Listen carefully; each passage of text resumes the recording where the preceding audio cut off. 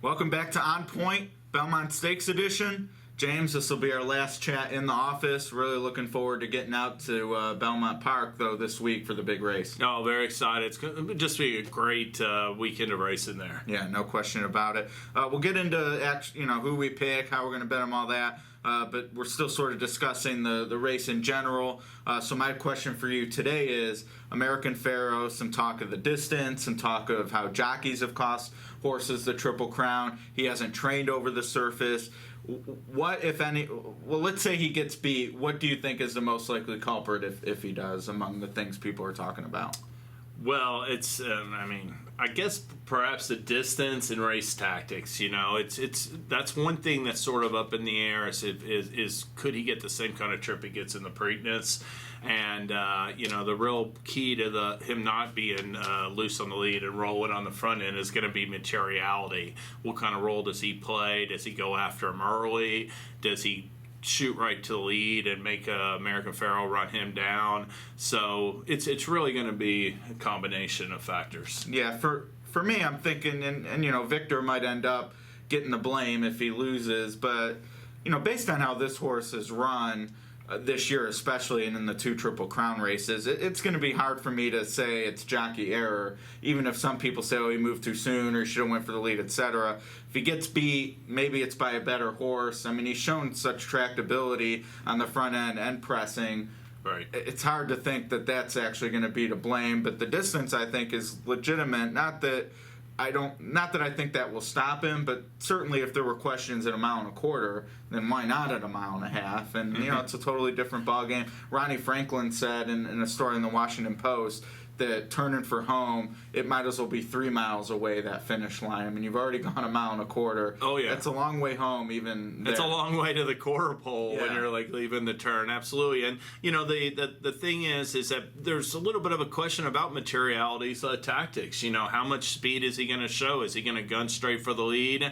And if that happens, there is a little bit of, hey, when will Victor, make his move? I know a lot of supporters would like to see American Pharoah just take the lead from the gate and let them try to catch him, but there's a little bit of uncertainty surrounding it. And materiality is not only a talented horse, as he showed in the Florida Derby and had trouble trip in the Kentucky Derby, but he's lightly raced with potentially a big room for improvement. So it's not going to be easy. I mean, I think materiality and Frosted both have the best chance of an upset if it happens. Yeah, absolutely. And it's a field of 8, some disappointment that we lost to this week, but really the truth or else, I didn't see much as a win factor.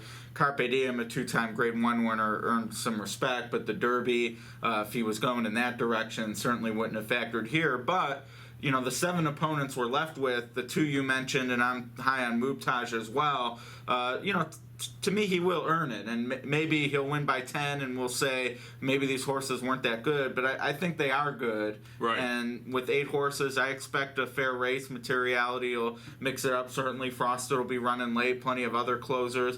I really think whatever happens, it's going to be a fair result. Yeah, I agree wholeheartedly. I think that there's a big question like, hey, if American Pharoah wins, will he continue to race on the rest of the year? And let's say he doesn't, or let's say he only has 1 or 2 more starts. I do think Materiality and Frosted and perhaps Made from Lucky and others, they're going to win some big races down the road. Yeah, absolutely. Yeah, this is a good group, and some already on the sidelines after the Preakness. Dortmund and Firing Line, of course, come to mind. Some others in the Derby, some who didn't even make it this far. But yeah, I'm still high on this being a good group of 3-year-olds. The fillies we're going to see in the Acorn, Lady Eli's starting to generate some excitement as well. So this crop, the males have been popular. We'll see if the females can step up in the second half of the year. But as you alluded to at the beginning, not only the Belmont Stakes, but a great day and week of racing at Belmont Park. Can't wait to see it live with you. Yeah,